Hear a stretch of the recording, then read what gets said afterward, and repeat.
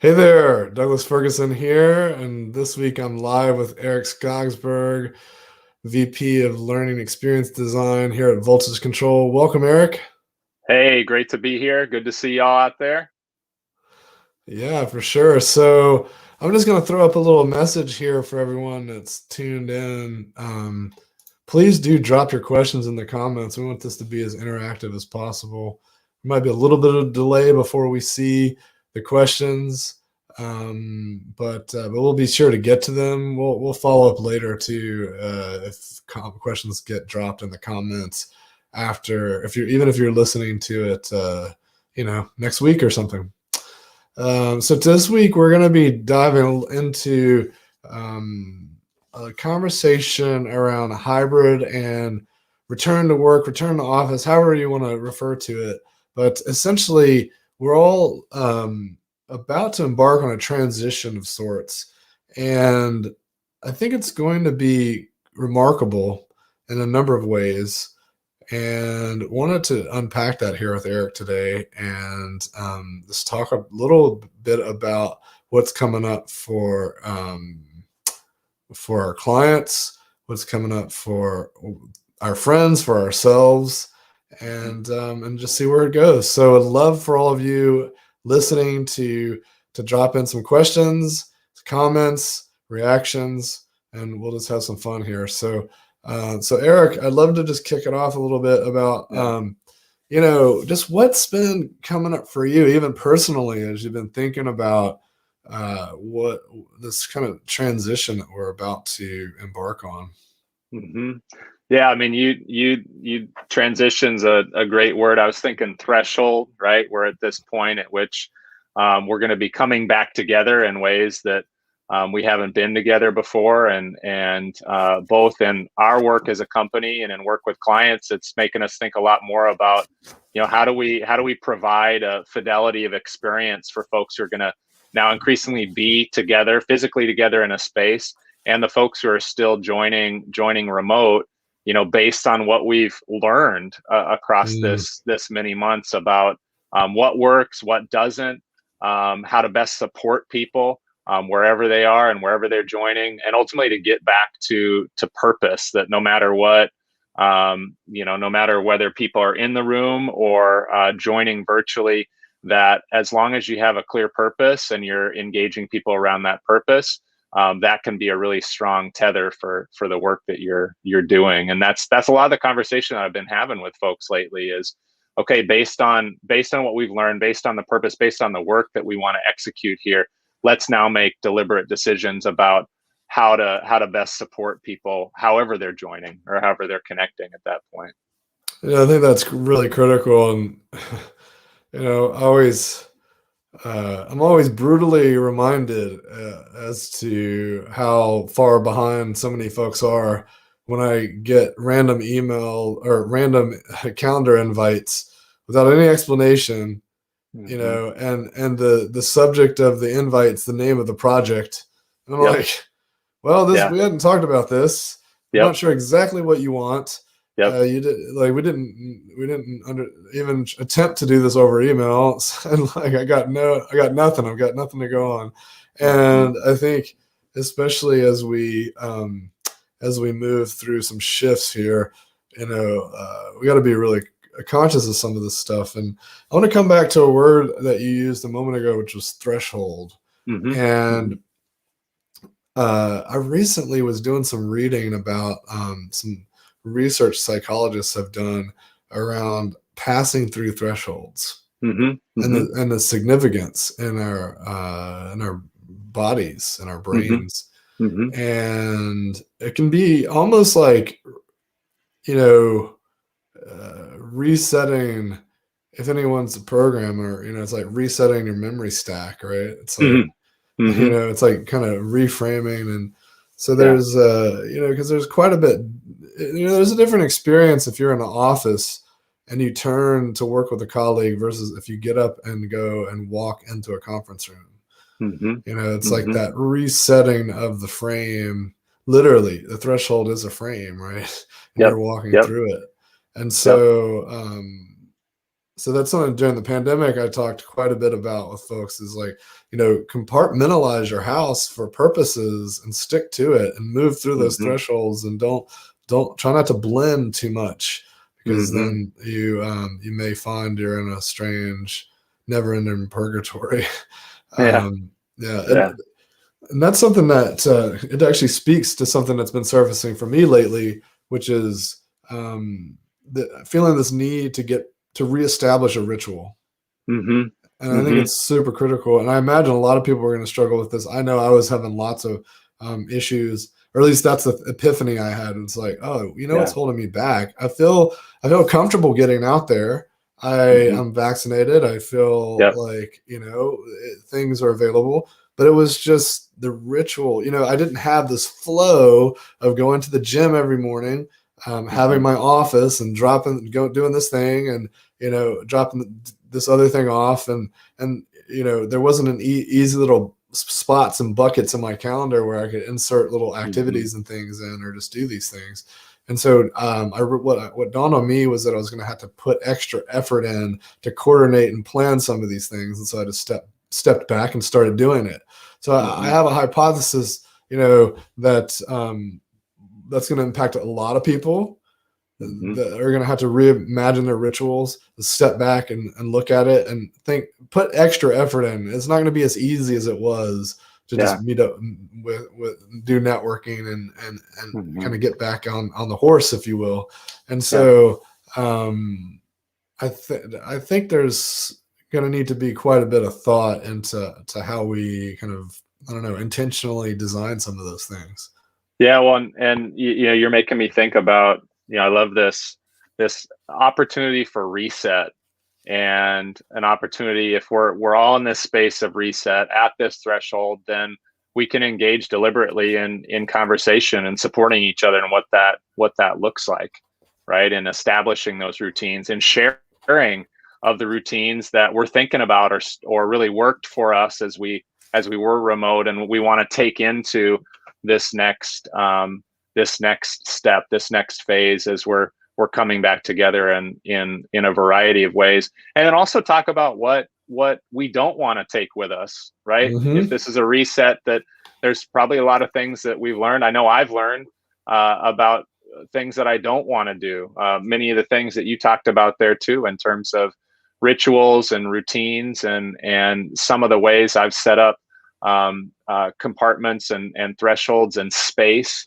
as we move between the virtual and the physical, and really gather and talk about that. I think that's a really important question to ask ourselves. We're returning, and we're returning to something together. We learned a lot. What do we not want to return to? Because Mm. that says a lot about what we're going to deliberately do and what we deliberately are going to return to. Yeah, that's a solid point. I think we've learned a lot. We've been exposed to a lot of things. I can tell you one thing people are not going to be willing to return to, and that's the all hands meeting where someone's dialed in to a polycom and they can't really hear Yeah. anything and they have no Yeah. voice. So, Yes. yeah. Yeah. Yeah. I mean, that excellent point right there. We laugh about that, but I think having multiple conversations about just the technological implications right now of providing a fidelity of experience for folks who aren't there physically in the space, and making sure that the sound is set up so that everybody can truly be together, and we can't take that as an afterthought. I think in the Mm. past that was maybe an afterthought. Well, we've got a few people joining here.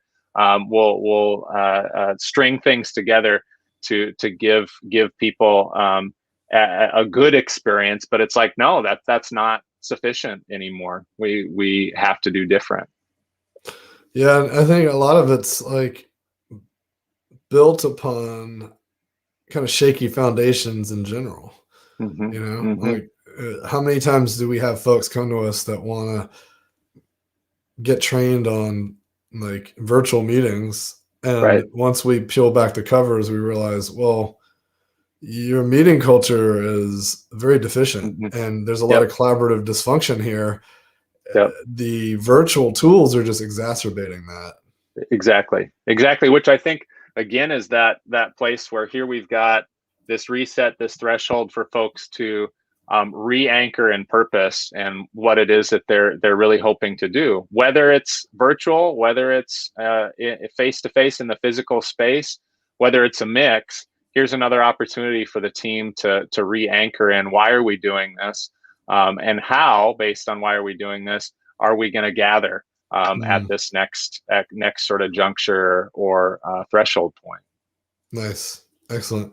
Well, I want to jump into our next topic or section here, which is how do we think about hybrid from like hybridity is a really funny concept because while it's a singular word, there is no singular version of hybrid. It's Mm-hmm. there's so many different variations, and Yeah. people could be thinking about, is it hybrid from the sense of there's some people remote and some people in person, and even that has tons of variations. Are we talking about a hub and spoke design? Are we talking about Mm-hmm. like two different groups that are both together in two different locations? Are we talking about there's one group and then a couple of smaller groups in different locations and then some lone people? There's so many permutations of how people could be Mm-hmm. distributed in this kind of remote in-person hybrid. And then there's also a hybrid in the sense of we're only going to work on Tuesdays and then we're remote Mm-hmm. on Wednesdays. Or how do we Yep. support people to show up in different ways at different times? And Mm-hmm. when is it expected? And then when they do show up, how are we going to support that? And so I'm really curious to hear if people have comments on even what they think of hybrid. What's your version of hybrid? Are you going to work only on Mondays and Fridays in the office, or only on Wednesdays and Thursdays? Like what's your formula that you're Yeah. experimenting with? Yeah, and even I'd add to that there the why and the how that you're thinking about right now. So if it's here's what we're going to do, or here's what we're thinking about doing, here's why we're thinking about doing that, based on what we need, based on what our people need, and that all these different permutations come about because of a purpose. Or if you haven't thought about the purpose, what might be some possibilities there, or maybe even questions about, hey, we're really struggling with figuring out X here. Those are great launching points into conversation about purpose. Yeah, absolutely. It's funny that it always comes back to purpose. And that's the one thing I feel like so many people struggle with, because it's often elusive and it's typically deep work, Mm-hmm. and Mm-hmm. people tend to not want to do the deeper work, the introspective work.